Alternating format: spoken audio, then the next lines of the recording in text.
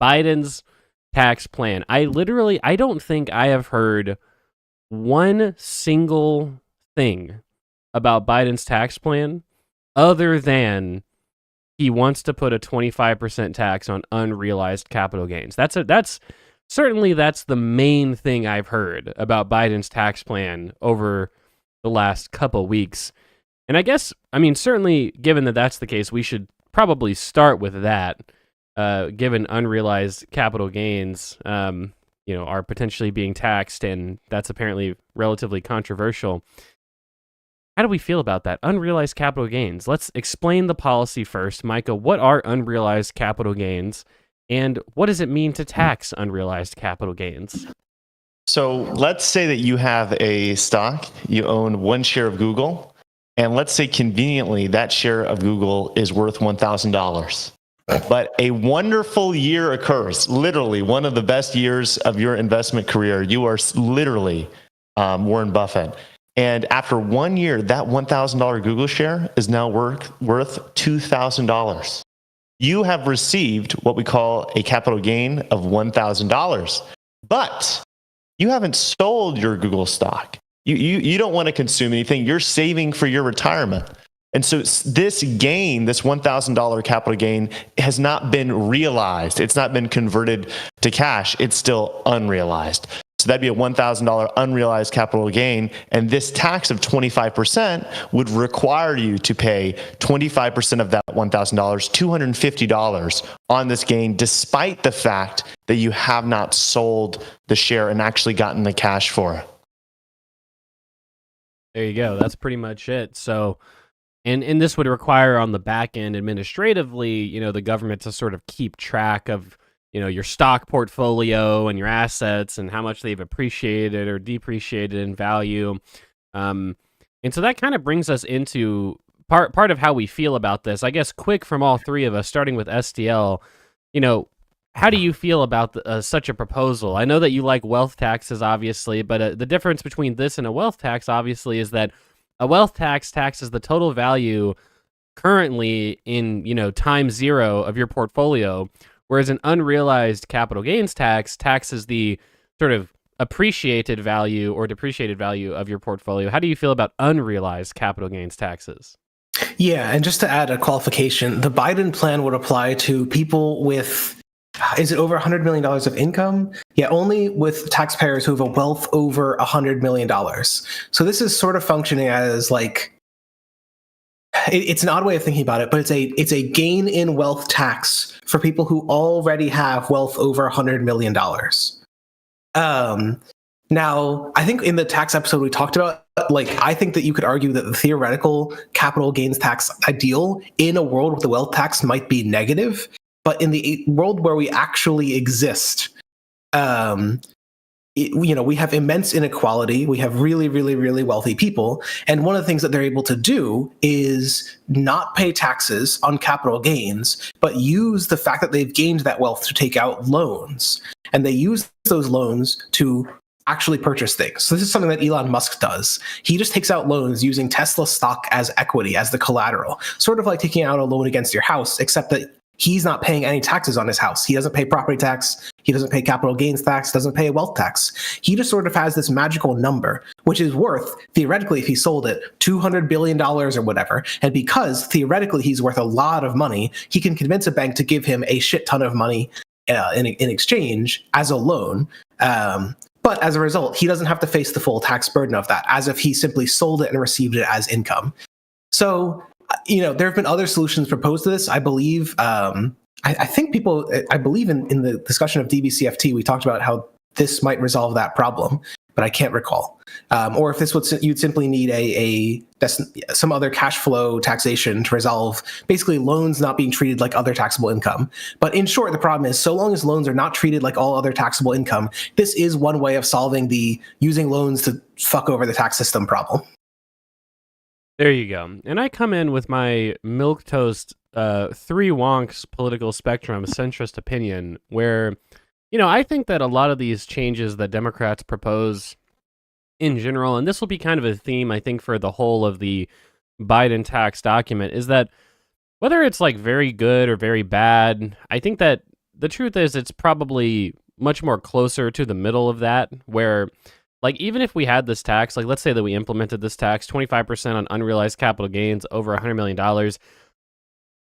Overall, is it administratively inefficient? I mean, almost certainly the answer is yes. Does it result in, more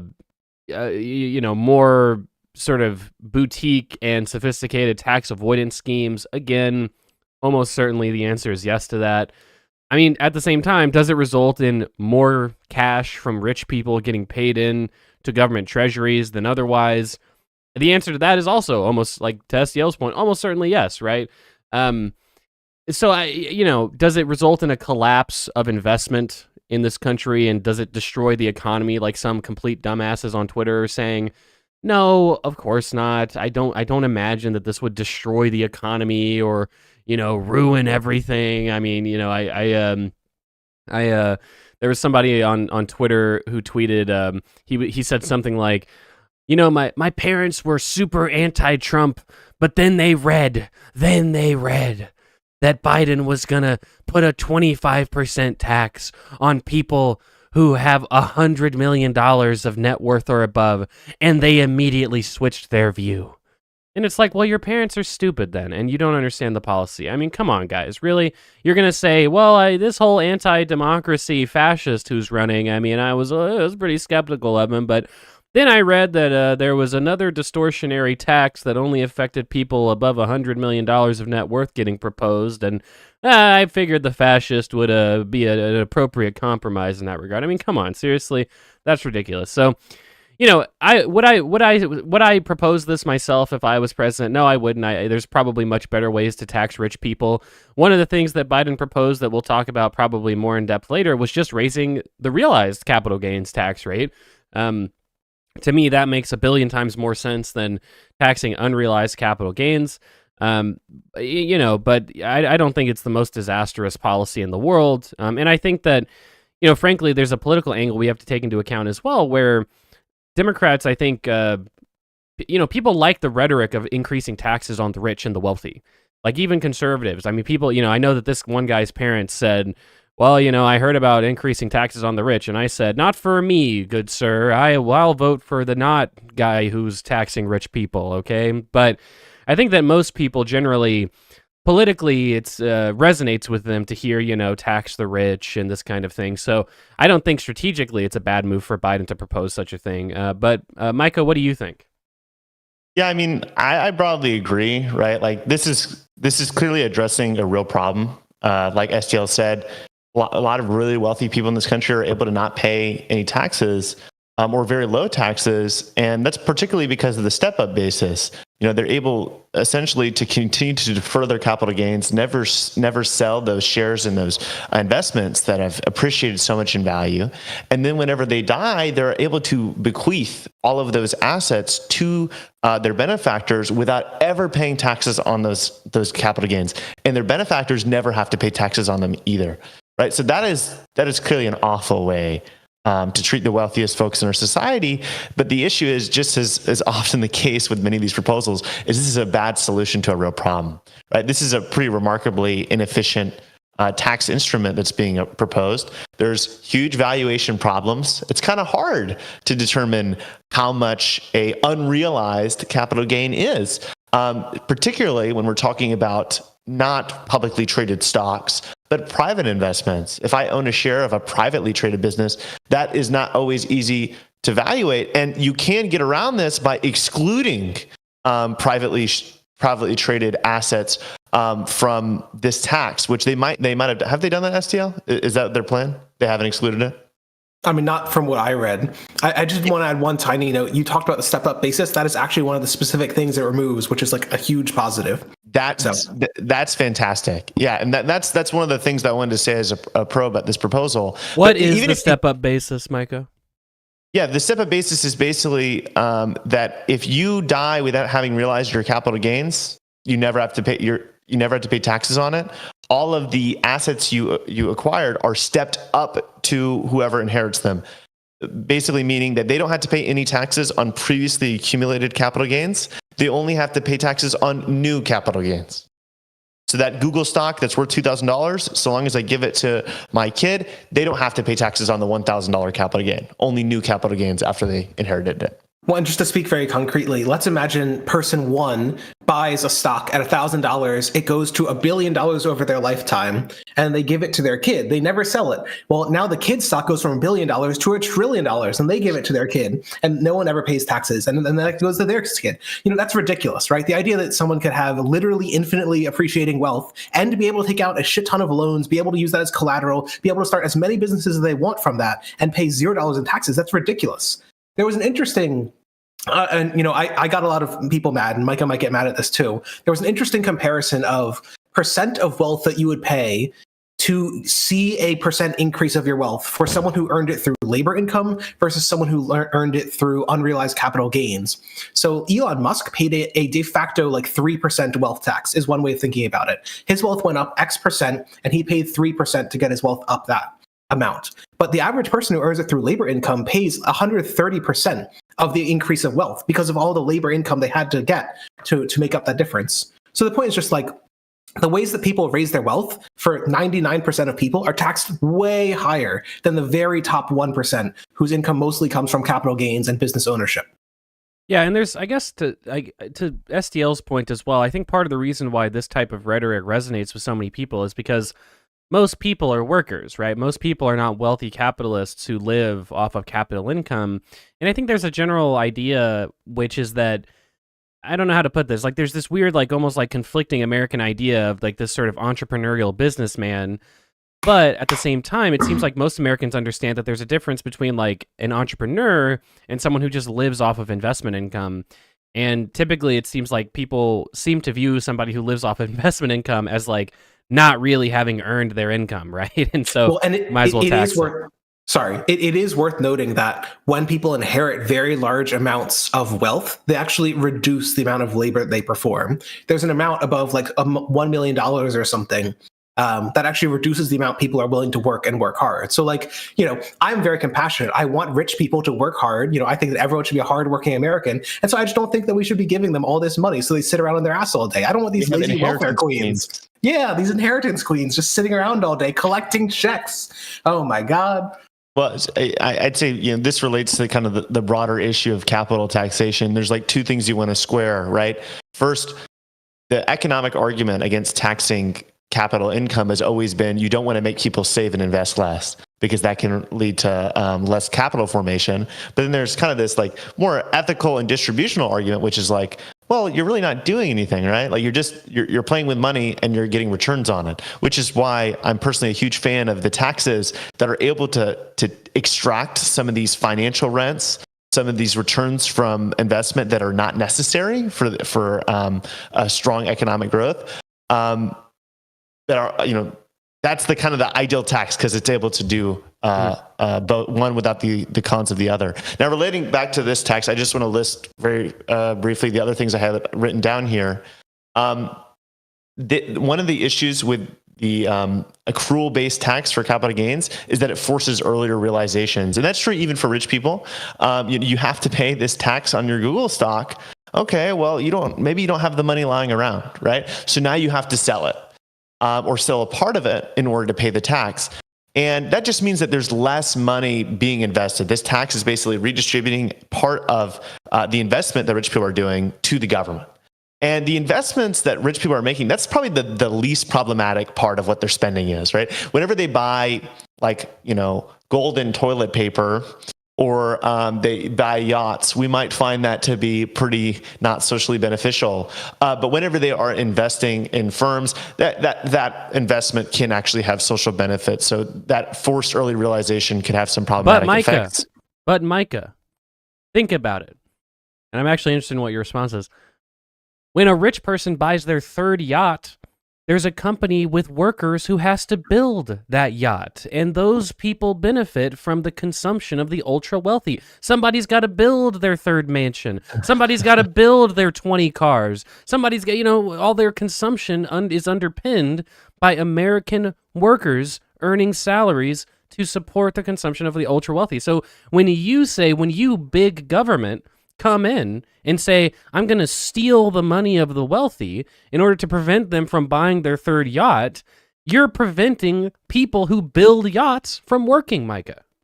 Yeah. I always thought this was a very interesting argument. It's like basically rich people create jobs by lavish consumption. And I think what people don't realize is whenever we redistribute money, we're redistributing consumption power. So if we take money from the rich and now it's spent by the state or it's spent by members of the public because we gave them like UBI, that just means that instead of those workers building yachts, now they're making clothes or now they're making food, like normal consumption articles that like normal people do. So yeah, it's an interesting argument. And but other than that, well, no, and to speak to that a bit, that's why the goal theoretically is to reduce the consumption of the risk, but not the rich, but not to reduce like the investment of the rich. Like it sort of, in my view as a socialist, I want to socialize their investment, but I don't want the investment to disappear. I want everyone to own the investment. But, the problem in large part is actually that there's too much spending on stuff which doesn't have socially useful outcomes. And so and something that we want to be clear of is like, I think we had a comment, something, I think we either had maybe a tweet response or a comment on one of our videos where we mentioned this idea of essentially allowing people to deduct. I mean, essentially what we're talking about is allowing people to deduct the amount of their investment on their taxes, right? So like if you've invested $1 million, but you owe $1 million in taxes, well, you're not going to actually pay any money in taxes because you've invested $1 million, right? And so the question kind of comes down to the social utility of basically investment, or if taxing part of that investment to put it in general treasuries is good. But these aren't mutually exclusive, right? So when you allow people to deduct the amount of their investment on their taxes, even the ultra wealthy, you can allow the tax rates on income to be way higher, right? Unironically, you could have 70% tax rates because at the point of allowing people to deduct their investment and taxing consumption over like $10 million, let's say at 70%, there's not really much distortion. There's a much easier argument to be had that like, yeah, if you're consuming, $20 million worth of shit every year, there's probably certainly some social disutility that's happening. Like there's some redistribution that's probably pretty appropriate in that regard. But right now, the wealthy have this argument, which is somewhat resonant, which is that, oh my goodness, like I'm not able to invest as much because you're taxing all these realized gains that I make, all this income that I make, so I can't invest it into productive things. Well, you can blow out that argument and raise their taxes by just saying, okay, well, you can deduct that and essentially treat all investment like it's a 401k, deduct the amount of the investment, tax it when you actually realize it. Yeah, I 100%. This is actually, funnily enough, and not to get on too much of a tangent, but this is one of the first things that me and Convoy ever talked about on a YouTube video. This idea is called a personal expenditure tax or a consumed income tax. I really highly suggest that anybody who's interested in it, just kind of look it up, read about it. But I always find it frustrating when people talk, when like people more on the left talk about taxing the rich and they talk about these bad instruments. Because there's like these really good tax instruments like this personal expenditure tax, which is like basically sidesteps most all of the valid arguments against taxing the rich. Really quick, here's how you know this is a good idea, okay? Not only does a social democrat, a socialist, and a new liberal agree, on Twitter, our boy, Burke, Burke is like the most anti-capital gains tax person on the fucking planet. Oh, no. I asked him the question, if we allowed people to deduct the value of their investment, does it solve all the problems of capital gains taxation? Yes, period. Even Burke agrees that if we did this, it would solve all of his problems. Taxation. We've got Burke, who hates every tax ever proposed. Burke doesn't like, okay, except for DBCFT. That's his entire politics. Even he says if we allow investment deductions on tax liability, we can now tax the rich at 70%. That's an exact quote from Burke. Okay, yeah. Look it up. It's beautiful. It's basically look it up. Look up yes from Burke. Yeah, exactly. Literally, the TLDR is essentially don't tax the savings and investment of the rich, tax their consumption. And you could do that easily by just allowing them to deduct their investments, not taxing it then, and taxing it whenever they unsave, they dissave. And that also makes the tax code significantly simpler as well, right? Absolutely. Because it's like, hey, how much did you put into an investment, either, business, fixed income investment, business investment. I mean, the categories of investment are actually pretty simple. And then it's like, okay, well, how much money did you not put into an investment, but you earned either through capital or labor income? Okay, that amount subtracted from this amount. All right, this is your taxable income. And then what are your tax rates? That's a much simpler way to do things than having unrealized capital gains taxes. Overall, I think our opinion on unrealized capital gains taxes is it's not like that bad and it's not that good. There's probably better proposals for it. SDL, what are your final thoughts? And we can go on to other parts of Biden's tax proposal. The argument that I've given for it is that it's like the first best or second best or third best solution to this problem. And that there are better ones, but they just aren't on the table. Like they're neither politically feasible, maybe, or just have the buy-in from people in Washington to push for. I don't quite understand why. In 20 years, when we are all in Congress and representative of the different, Micah will be the Blue Dog Coalition chair. SDL will be head of the progressive wing. I'll be in the Progressive Democrats as well. We will be the cross coalition, intercoalition, tax wonk coalition within the Democratic Party in Congress, and we will push these things through. Our proposal is going to get the worst headlines ever. It's going to be abolish the corporate income tax, have a negative capital gains tax. It's going to have a wealth tax somehow, which is going to make every fucking millionaire mad. But it's also going to have a personal income consumption tax, and they will eat the bugs. SDL, they will. They'll eat them. Yes, and it will have a bug non-eating tax. Yes, that's correct. Anyway, okay. Other parts of Biden's tax bill that we, some of the top line stuff that we talked about. So for those that are interested, I can go quickly. I can go to the React screen. So I actually didn't know that the government produced. I didn't know that the government produced documents like this. So there's this document that, and I don't know if this is a Biden administration thing or if, all governments historically have produced things like this and just nobody cares. But there's this document called General Explanations of the Administration's Fiscal Year 2025 Revenue Proposals. And he kind of just goes down all of the things that basically the Biden administration is proposing. And you can review this. It's actually a very simplified document. It's very easy to read. And one of the things that they talk about, there's 2 corporate tax changes. One of them is raising the corporate minimum tax. So if you remember in the IRA, which was passed in, I want to say it was 2021, I want to say, in the IRA, they proposed the corporate minimum tax, where essentially it was, I think the spirit of the goal of the corporate minimum tax was saying, we got a lot of corporations paying 0% in corporate taxes because of all these tax loopholes and all this stuff. We're going to basically just say, hey, if you make over a certain amount of profits, you're going to pay at least 15%. They're going to raise that from 15% to 21% under this proposal. And then Biden also wants to raise the top line corporate tax, so inclusive of all deductions and whatnot, from 21% under the old Trump rule to 28%. So what do we think about this, guys?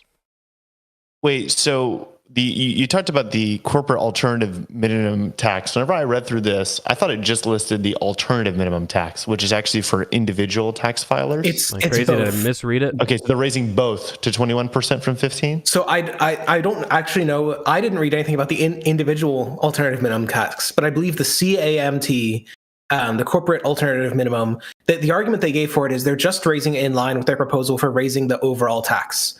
The argument they gave for it is that they're not raising it independently. They're trying to raise the corporate tax rate like 10%, and they're trying to raise the alternative minimum tax also 10%. Like that's the logic for it. Yeah, they're both going up. Well, I guess that's not quite true because the headline rate goes from 21 to 28, 7-point increase, which is I guess a 33% proportional increase, and then the corporate minimum tax goes from 15 to 21, 6-point increase, which is about a 40% increase in proportional terms. But yeah, just trying to like generally raise taxes on corporations. And we've talked about corporate taxes before. I think all of us are not like the biggest fans of corporate taxation. Again, it falls into that bucket of. I just wanted to note 2 notes. In our tax episode, we actually gave, I think, an average of like 3 to the corporate tax. We were bad. We were. Yeah. Very much not fans. I just a tiny note before we get too far from it. You asked the Connor Boy if all administrations produce this, and you want to know what happened? It's called the Green Book. Obama produced it. The last one was in 2017, and then the next one was in I think 2022 because Trump didn't produce a single one. So that's why you haven't been thinking about these. Yeah, we'll get into that at the very end about Trump's tax plan as well, because Biden. We'll talk about that later, but. In general, generally speaking, we're not the biggest fans of corporate taxation. We had a comment on one of our videos, which was, I would say not the most well thought out comment. Of course, I'm sure this commenter can do better if they reflected on the error of their ways. But in general, the tone of the comment was something pretty similar to what we would typically hear about, oh my goodness, you want to lower taxes on corporations, which is, corporations take advantage of all these public pieces of infrastructure and all this sort of cumulative human infrastructure development and technological advancement and human capital and intellectual property, and you're not even going to tax them, or you're going to argue for lowering their taxes, or you're going to say raising their taxes are bad. That's ridiculous. Like, corporations should pay into the system because they benefited from it. My main argument in this regard is that, I remember when Mitt Romney literally almost had his presidential campaign ended solely because he said corporations are people, and everyone said that's stupid. Corporations aren't people. Oh my goodness, Citizens United, corporations don't have rights. That's ridiculous. Like, these are just legal entities. I'm just saying the same thing, guys. Corporations are not people. Corporations didn't take advantage of the human infrastructure and public investment of our society. The shareholders of those corporations did. The laborers of those corporations did. Corporations are just made up legal entities that are partnerships between labor capital, laborers, and capital investors, right? And so, again, my whole argument is just that we should just tax the shit out of those entities, not the corporate entity itself. And so that's why I would say generally the same thing about raising corporate taxes is like, yeah, it's not the worst thing. I mean, it's probably, in terms of distributional effect, I think it's more favorable to the idea of taxing the wealthy, right? Because although part of it is taxed from labor income, I think that the majority of it, or like certainly the substantial plurality of it, is lower distributions to capital, and then any distributions are taxed on the back end as well. But again, my argument would just be tax those distributions higher, right? And some of that is in here as well, and we'll talk about that later. But I don't know. Do you guys have a substantially different view, or how would you feel about this corporate tax increase? Yeah, what I'd say is, I'm not a huge fan of the tax increase. I'd say that I'm particularly not a huge fan of the corporate alternative minimum tax. From my understanding, it's basically saying you have to pay this minimum tax rate, no matter what. And it seems like there's a lot of deductions in situations corporations could be in where they actually should not be paying that kind of tax rate, right? So let's suppose we had a really, really bad year. And we have tons of losses. Does this, so we get all these deductions, and we want to count basically that you can deduct all your losses. So you carry forward those losses, and you want to use them against your future tax liability. So I have a really bad year, this year. Next year I have a really good year. Well, because I had a really bad year last year, I should be able to carry forward those deductions and probably not have a big tax liability this year. From my understanding, and I could be mistaken about this, the alternative minimum tax would say, well, sorry, you're still going to have to pay this minimum tax rate. You're not going to be able really to take advantage of those deductions, despite the fact that whenever you look at my profits over these 2 years, they might actually fully offset each other. My profits this year might be equal to my losses last year, right? It's like, that's not real profit. That's not the kind of profits we should be taxing. So I think that the corporate alternative minimum tax basically is a response to a corporate tax which is structured improperly. We have tons of avoidance. We have tons of loopholes.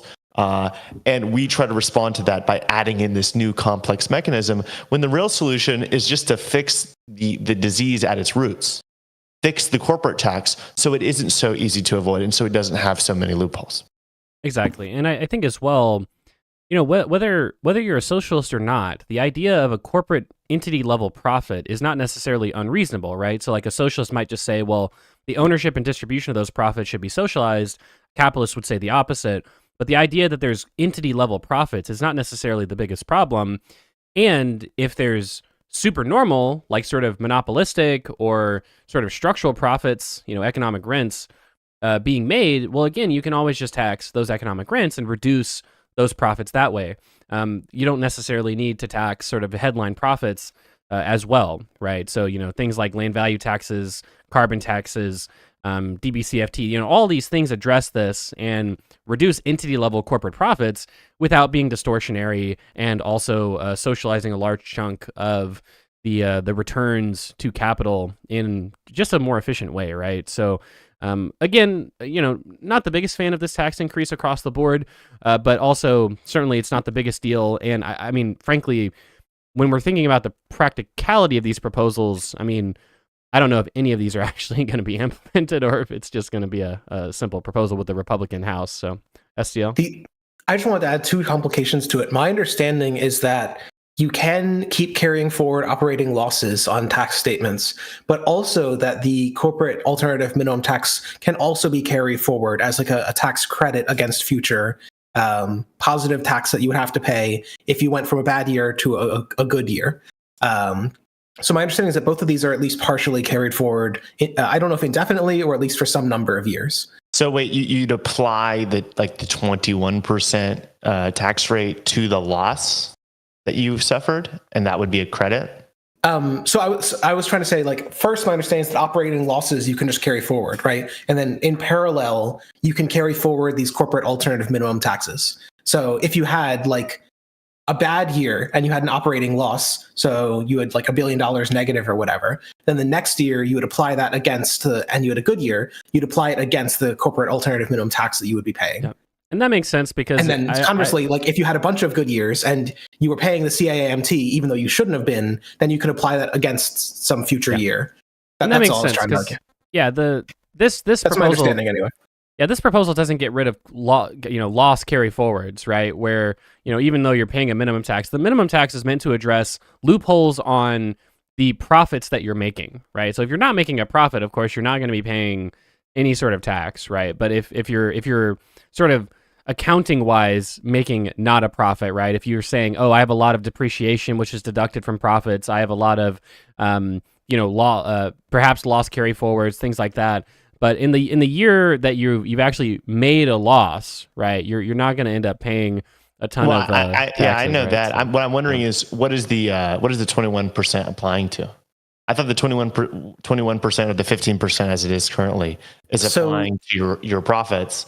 And so the only reason why you would ever be paying lower than your headline normal tax rate is because you have these deductions that would lower your tax burden. So the effect is basically to reduce your ability to utilize the deductions. Well, we'll do some further reading, it sounds like. But in general, I think that the takeaway from our analysis of these tax increases is that, again, not a huge fan, but not like, catastrophizingly bad in terms of, what we imagine the end effect of these taxes will end up being. And that's just important to keep in mind. I mean, you'll see people on Twitter and social media talking about how this is going to destroy the economy. No, it's not. Why would a 21% tax not destroy the economy, but a 28% tax would? I mean, fuck, our corporate tax rate used to be 35%. So, there's no need to catastrophize over it, but it's just that there's better tax proposals out there somewhere. And one day, with enough hope and dreams, we can get to a truly wonky tax system. But anyway, moving on, a small thing related to corporate taxation that we should talk about as well is the increase in tax on stock buybacks. So I believe it was part of the IRA. I can't recall which bill implemented this, but I believe the Biden administration implemented a 1% tax on stock buybacks. So, the amount of money that's used to repurchase stock, we're going to tax it at 1% or 2% or something like that. This bill would increase that tax on stock buybacks to 4%. So in part with the Trump administration lowering taxes in 2017, we saw a lot of corporations, instead of, issuing bonuses or raising wages, they just repurchased a lot of their stock, which is something you would expect. Because again, even though we're saying corporate taxes take out of worker wages and consumer prices, part of that is distributions as well. So we would expect distributions to go up when we lower the corporate tax, including, stock buybacks essentially. And so how do we feel about a tax on stock buybacks? Do we love it? Do we hate it? Micah, let's start with you. What do you think? Yeah, well, so I think that the rationale behind this, to a large extent, is well, it's based on two different things. One's a valid reason, the other one's an invalid reason. So the invalid reason is the idea that basically corporations don't have an incentive to invest in like physical capital. They're not investing enough, so we're just going to tax their profits more. These evil stock buybacks so that we encourage them to invest more. I think the issue that reasoning has is ultimately corporations are only trying to make profits. And so the reason why they invest in more physical capital is so they can derive those profits later, right? They can derive more profits in the future. And so if you apply a 4% tax to stock buybacks, just like a 4% tax to dividends or any other form of profit distribution, you are basically reducing the amount of profits they can derive and reducing the firms. So like that, it's not going to increase business investment. It's probably going to reduce actually total investment. And I think the valid reason, which some econ people have pointed out, is that right now the tax system is disfavorable to dividends. You know, if you're a company and you want to return profits that you've generated to your shareholders, you can either send them a check or you can use that money to buy back your stock, which will raise the stock price. And both have relatively the same impact on people's actual balance sheets, but the tax liability is different. Because if you get a dividend check from your firm, you need to pay your capital gains tax on that immediately. That is immediately taxable. Meanwhile, if your stock appreciates in value because they use the money for a stock buyback, that's what we call an unrealized capital gain, right? So it's not realized, which means you don't need to pay the taxes on it, which means you're deferring the taxes towards the future, which is a favorable tax treatment for you. So the idea is, well, we can just start taxing stock buybacks more, and you may be if we tax it at 4%, it will make it where for a lot of taxpayers, the difference isn't nearly as much. Now, I think the issue is this is another bad solution to a real problem. The problem is that the way that we structure the capital gains tax and our business taxation creates this distortion, and adding in a new tax that can kind of loosely act as some sort of corrective measure doesn't actually correct the distortion. And it's a relatively inefficient tax in its own right as well. So I would say this is probably one of the less bad elements of Biden's tax proposal, but it's still not really a great idea that I would be enthusiastic to support. Yeah, I also wonder about sort of allocative efficiency as well, because I think that the sort of mechanical argument, there's two sides of the allocative efficiency argument when it comes to stock buybacks. Like one side will say, well, I mean, corporations have obviously like sort of perfect insider information, and if they feel like their stock is sort of structurally undervalued, they can repurchase that stock and increase its value because they're buying it at a discount, and then they can sell it later for like easy capital raising, right? Hey, I'm going to buy my own stock at a discount. I'm going to sell it later for a capital gain, which I can internalize as a corporation. And then this increases allocative efficiency because we don't want stocks to be sort of undervalued because of like poor analysis or whatever it is.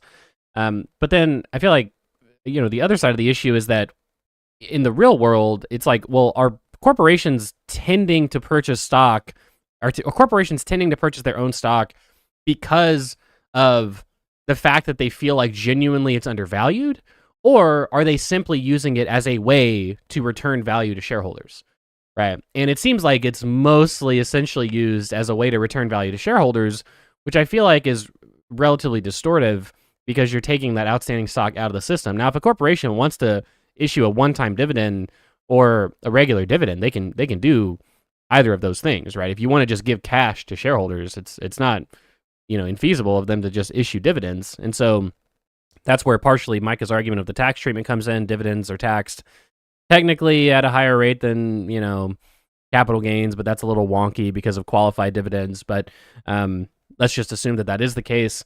But in general, like the allocative efficiency issue is something that I'm curious about. Essentially, I wonder how big of an issue it potentially could be. In general, Micah, what do you think?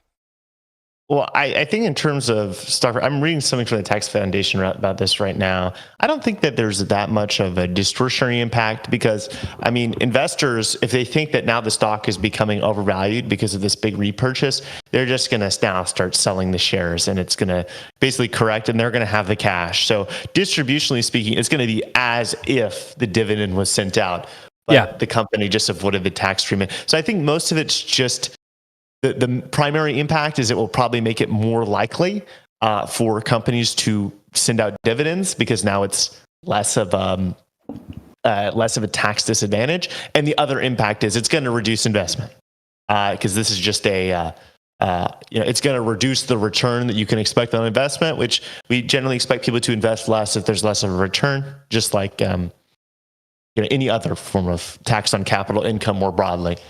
That's why I don't think it's like particularly awful, but I don't like all these small tax instruments. I really wish we could just consolidate all of these business tax instruments into one beautiful consolidated DBCFT or any other variety of more efficient business tax. Yeah, we're stuck in this rock and a hard place because we're saying things like, oh yeah, the few $100 billion we raise from corporate taxes is stupid. Instead we should raise $1 trillion with all these other taxes. But then people say, well, you're a filthy, neoliberal fucking centrist and you just want to cut taxes to the rich. And it's like, bro, my tax plan would like double the amount of taxes we're collecting from wealthy people. What are you talking about, dude? Anyway, STL, you haven't talked about this yet. How do you feel about a stock buyback tax and stock buybacks in general? I feel like I would just talk about the same stuff we talked about before, that, this is less ideal than some of the idealized taxes we talked about. It's also intended to reduce distortion. Insofar as it reduces investment, it's reducing it in a way which is like, if we had not been favoring stock buybacks, then it would have already had reduced that investment, right, Micah? Is that correct? Like if we'd already had a system that didn't give tax preference to stock buybacks 50 years ago, and we'd just been doing that all this time. Well, I think that the primary impact is it's just effectively increasing like the real tax rate on like capital income. Well, sure, because there was a way to avoid taxation before. And like that's what I'm trying to get at. Is like if we had that unavoidable system 50 years ago, then this wouldn't. I guess I'm trying to say like yes, it raises effective taxation because people were avoiding it.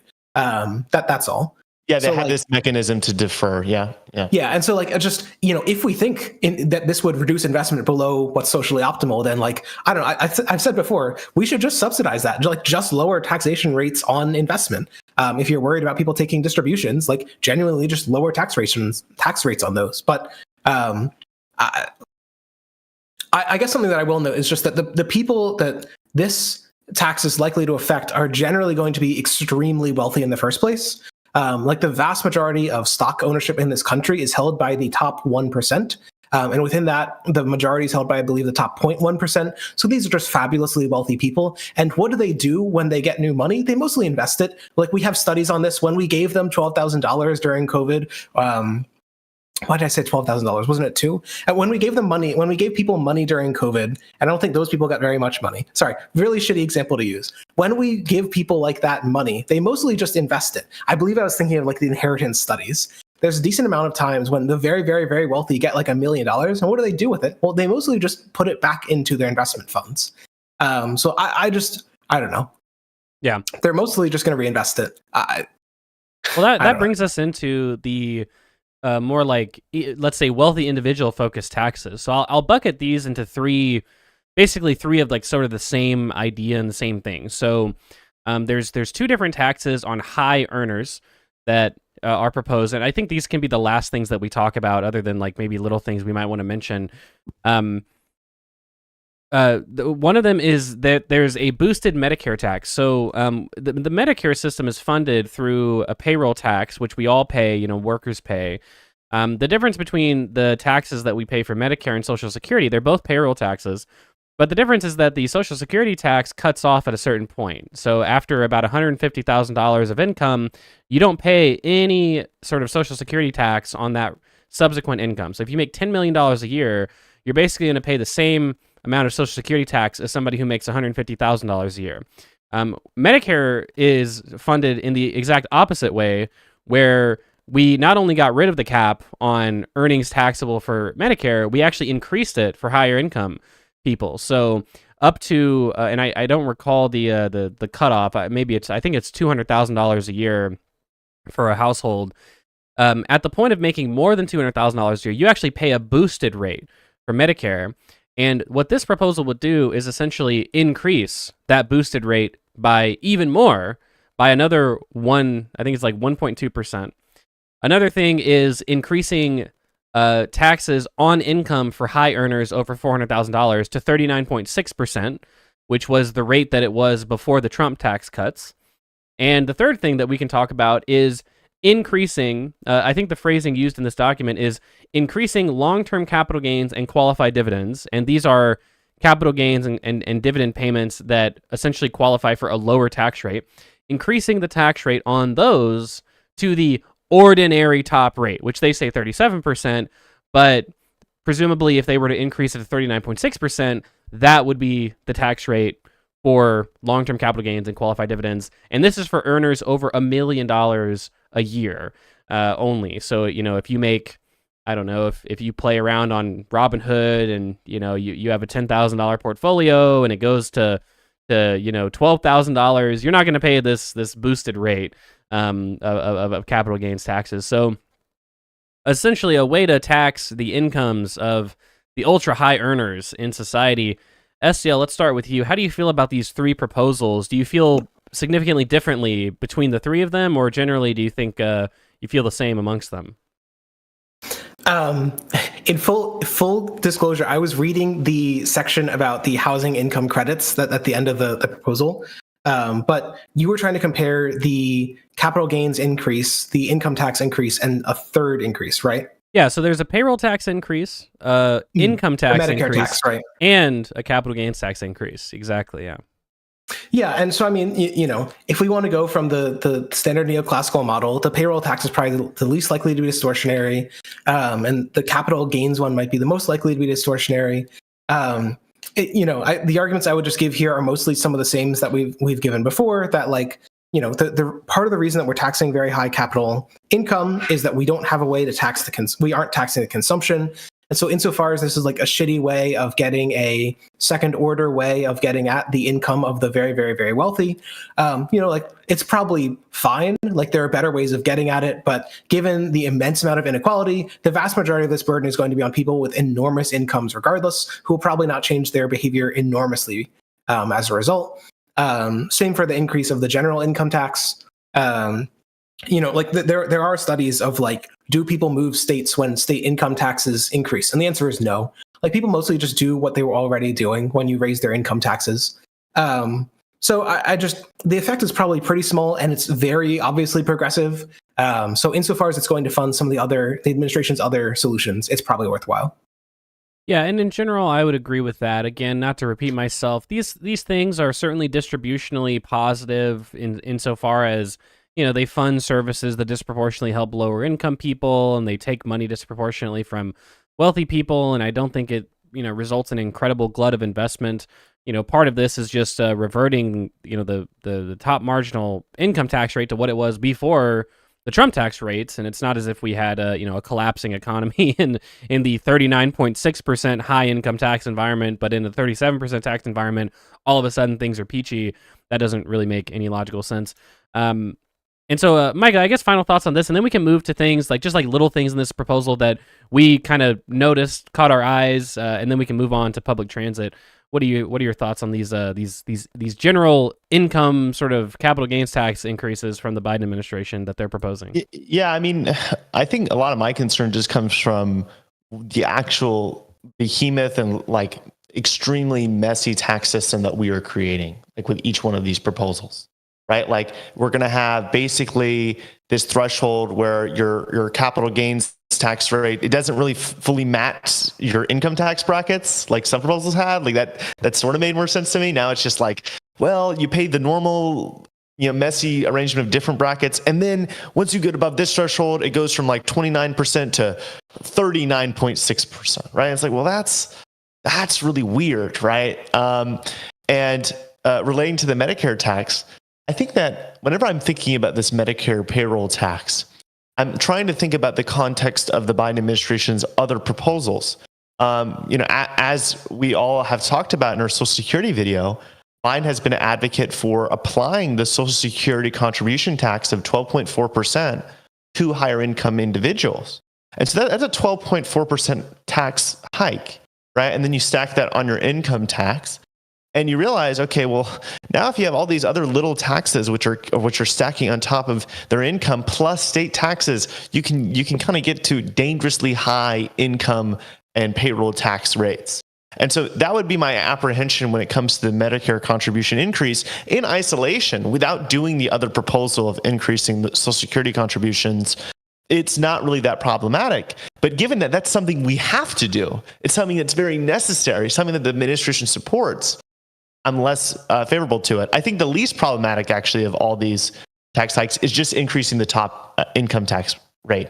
I think 39.6% or so is an appropriate level. I don't think it should be raised higher than that, but I think that's a fine rate for it to be at.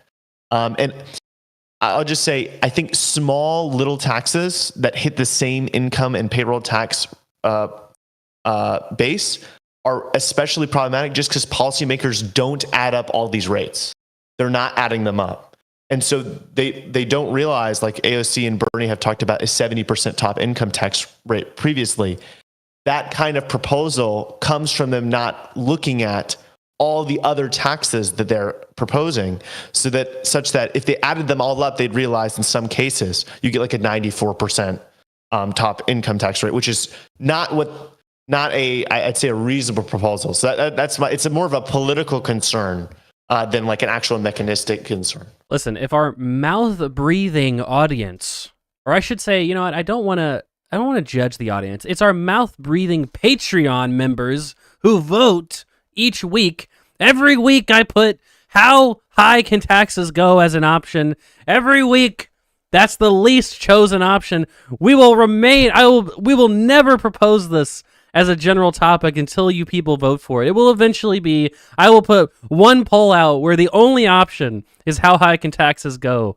And it will only take one vote, and we will talk about that eventually. That's such an interesting topic. They're all going to abstain. The voters just despise. I just think that'd be an interesting topic because, to be fair, because when I was talking about this with Micah at one point, I think that you basically made your same point, and I was like, I don't know. I mean, if you look at a lot of these Nordic countries, they have like, it might get to 70-80%, effective tax rates at a certain point, and you started looking into it. You were Googling around on our call, and you were like, my God, you're right. Like, how's their economy like not completely collapsing? And my curiosity, the reason I'm so curious about that question is because it could be the case that, like, maybe 80% taxes are not quite as distortionary as we thought they would be. But maybe it's the case actually that maybe there's so many other redeeming qualities of the Nordic system that allow them to charge these high taxes, but the taxes themselves are bad. So that's an interesting question to answer. And we will never be able to answer it until our Patreon members get their heads out of their asses.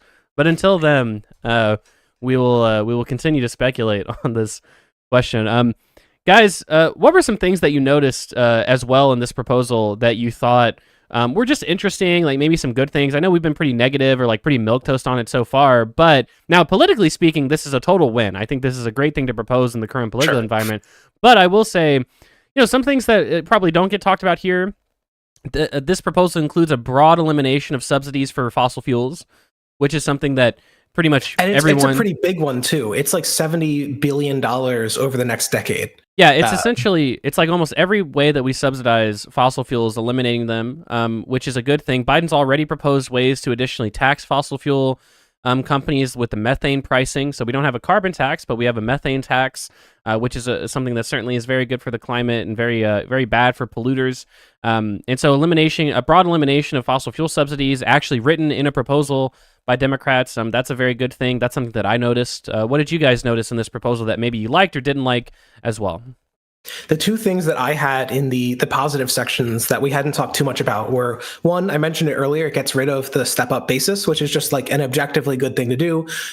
Just like to some degree, we might worry that taxes encourage people to sell their investments too early. There's a degree to which the step-up basis might encourage people to hold them for too long, because even if you're losing money on investment, if you hold it till you die and you give it to your kid, they pay a 0% tax rate on it because of the step-up basis. Dying to own the IRS.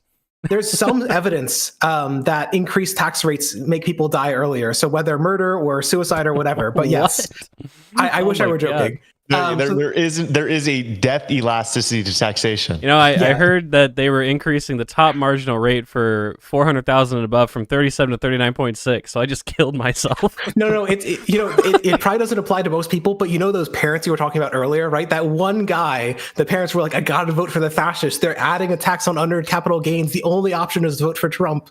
That person like heard of the unearned capital gains and they got out the Glock. They're like, all right, it's time to reduce my tax burden. Jesus. I know it's kind of dark, but like it is actually a real thing. Anyway, that's why I'm a big fan of the death tax. It's a Pigovian tax on death. Yeah, less death. True. We should just anyway, removing the step-up basis is good both because it's enormously progressive. Like the only people it hits are just fabulously wealthy. Because inheritance in general is like an anti-labor, anti-work policy. If you want the rich to work, if you think the rich are smart people whose participation is valuable in the economy, have them stop sitting on their hands and collecting checks every month, okay? Why should the children of people, to the conservatives out there, why should the children of people who work at woke corporations like Disney not have to work, but you, a hardworking guy, in the coal or oil industry, your kids have to work, okay? Why do woke corporation heiresses not have to work? That's the question that you have to ask yourself. Where's the work requirement on inheritance, okay? Kind of ridiculous. Exactly. Anyway, step-up basis, just obviously good to get rid of. Another interesting one is they're adding a tax on Bitcoin, and it's a little odd. So it's not like a direct tax on it. It's not just a cryptocurrency tax. It's a tax on the electricity used by cryptocurrency. So they want to require all cryptocurrency producing firms to submit a statement on how much electricity they're using. And they're going to charge, I believe, 10% in like 5 years, 20% in X many years, and 30% by the end of the decade on the amount of electricity used. So it's essentially an additional tax on cryptocurrency producing firms. Exactly. And so I think this is good because I think cryptocurrency is a social negative externality. Like any amount of production is probably bad. So it's just good to reduce it. And to the extent that people like Micah might say, but this just distorts investment. It causes less people to invest in cryptocurrency. Based department, hello, that's good because weirdos who fucking invest in crypto are bad. Anyway. What I would say regarding that idea is I thought it was going to be structured probably in a more reasonable way. That sounds like kind of strange, like administratively. I do think most of the cryptocurrency market is completely useless. Although there is some applications of digital currency that are interesting. Certain like banks, I believe like JP Morgan have like electronic dollars. Mm-hmm. And so like it just allows them to do more complex and efficient transactions, but it's pegged to the dollar. And I think that kind of, go ahead. Sorry. I was just going to say that kind of stuff is interesting. And I think having that kind of marketplace encourages our central bank to implement a digital dollar. Most banks, central banks around the world and prominent nations have studied a digital dollar. And there is What is a digital dollar, Micah? So basically we use electronic currency today. And it's stored, from my understanding, within the databases of each bank. So each bank says like, this is how many dollars you have.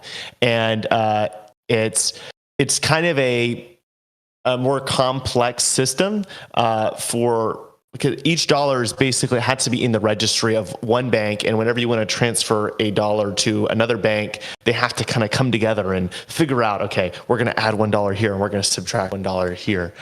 With a digital dollar, it's what we call a distributed ledger system. So everything's within one decentralized database, which allows like instantaneous transactions. It removes a lot of the cost, the transaction costs that banks have to be involved in, and it can add more security in data involved in the transaction process. So I think it's something like 0.9% of GDP. It would increase the total output by like 0.9% just by implementing this more efficient. A lot less friction.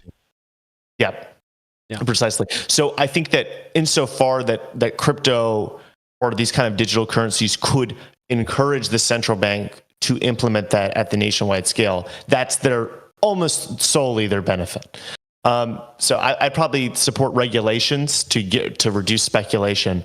I'm not entirely positive about how good of an idea that tax thing is. Really quickly, I want us to talk about a few more of these proposals. What are your niche proposals that you've pointed out, Micah? Go for it.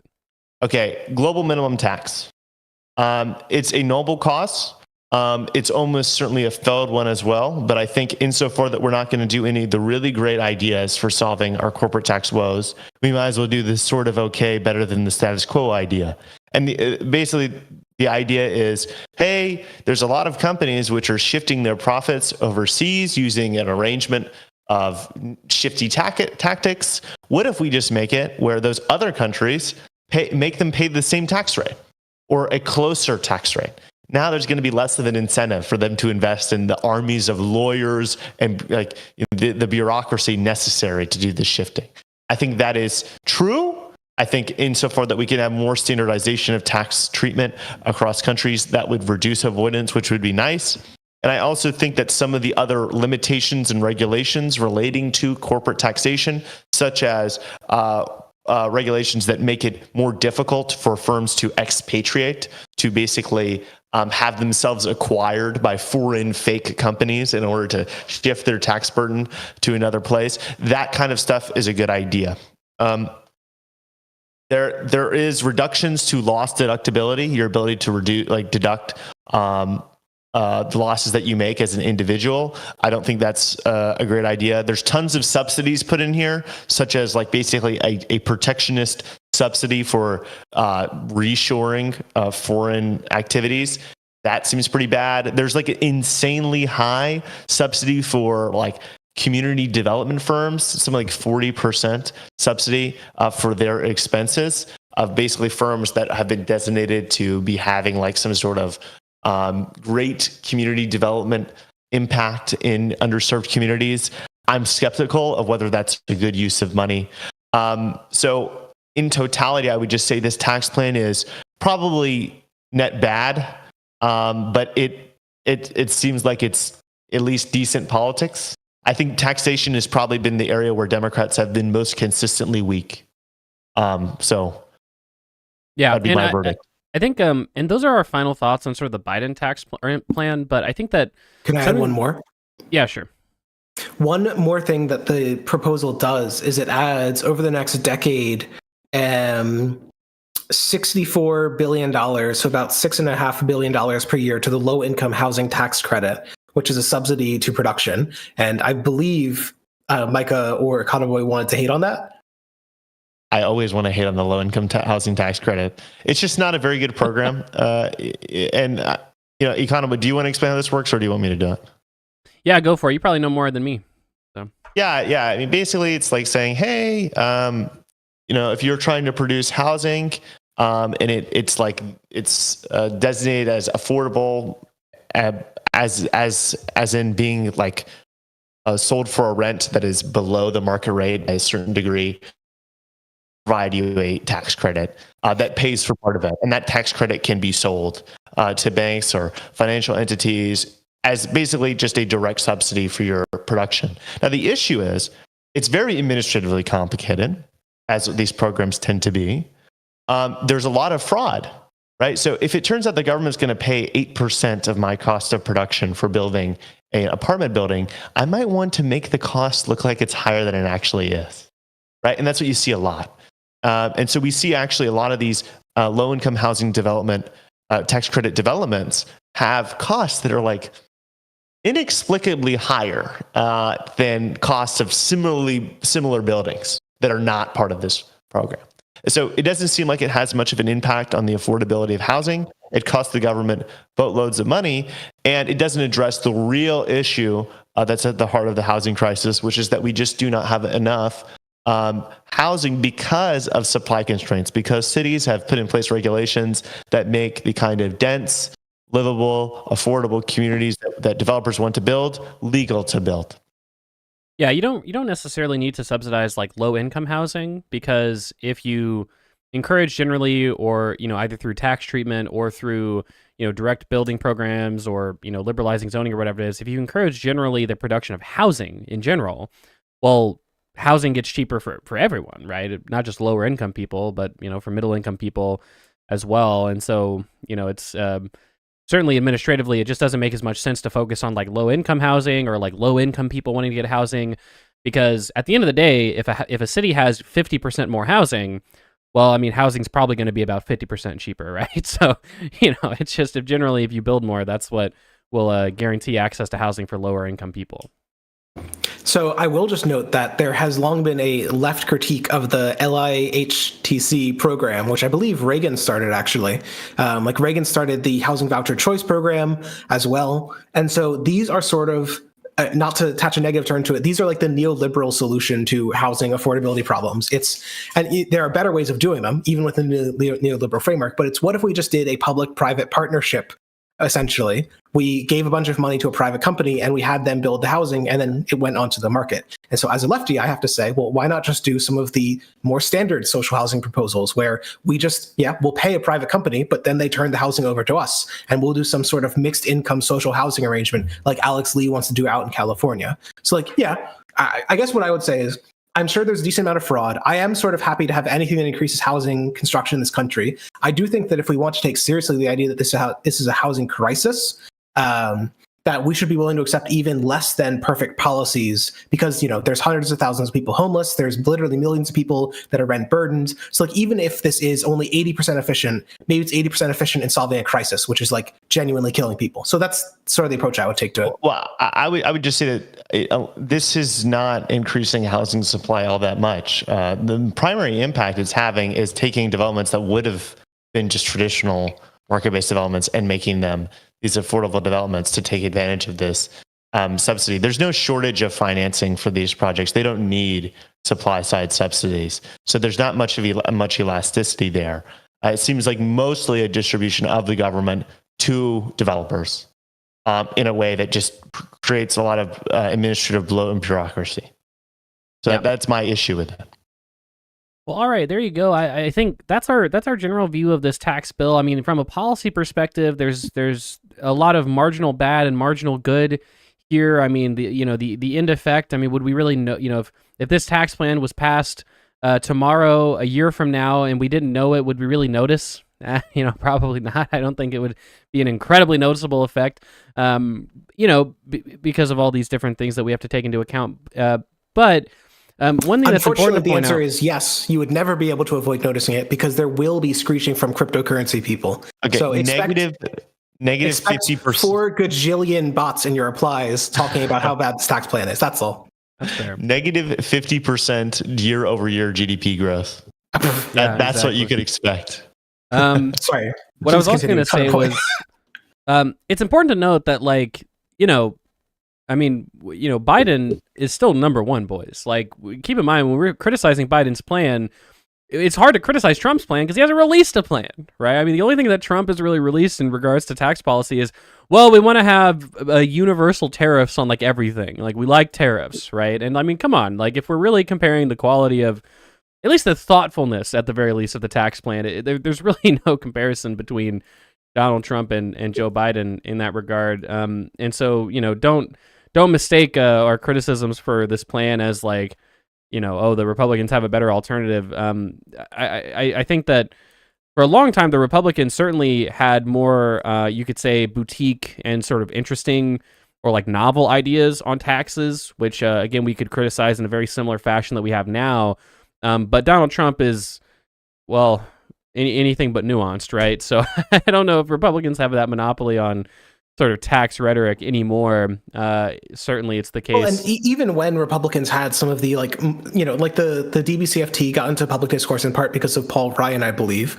And even when that was the case, it was part of an overall plan to reduce tax rates and to reduce social spending as a whole. The plan was not to simplify and expand the tax base. It was to simplify and reduce it, right? So just a very different direction they want to go in. Our goal is to use the most efficient taxes so we can crank those babies up, essentially. Yeah, we're much more concerned about the sort of progressive implications of a tax plan and less so essentially how can we serve our billionaire, oil baron donors or whatever the fuck, right? So, we have this criticism for Biden in part because he's actually releasing plans, and Trump really is not releasing very in-depth plans, and also in part because I think that the Republican Party, I mean, they didn't even update their platform in 2020. They literally just didn't even produce a platform in 2020. So the Republicans are completely bankrupt in terms of like actual wonky policy ideas. I mean, at the very least, Biden gives you something worth criticizing or critiquing, and so that's an important caveat to keep in mind. And insofar as Trump has talked about his tax plan for his in theory second term, it's pretty much all been like incredibly bad stuff. I mean, as much as we hate on the corporate tax, tariffs were like the worst tax in our tax bracket. I think the average was like a 1 out of 10, like just a terrible tax, and that's like the main thing that Donald Trump wants to implement. So I don't know. It's all pretty bad stuff. So anyway, any final thoughts on this before we move on to our next topic, guys? Yeah, I would just say that pretty much everybody that had good tax ideas in the Republican Party either has a muzzle on them right now or has been completely removed from the party. Paul Ryan, the AEIP.